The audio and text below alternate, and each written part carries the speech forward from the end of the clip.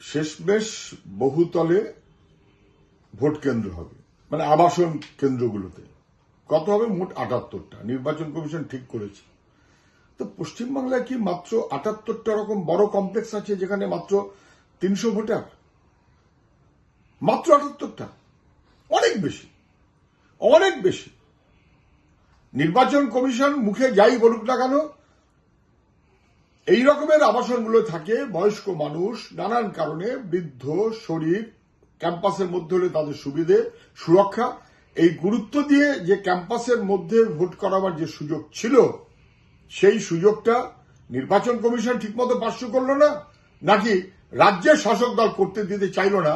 আসলে ভোট লুটের কারবারে যারা চলে তারা ৭৮-এর বেশি নাকি খুঁজে পেল না। এটা খুবই বিপজ্জনক। বোঝা যাচ্ছে যে নির্বাচন কমিশন ফেল করছে, রাজ্য সরকার তাদের ফেল করাতে চাইছে।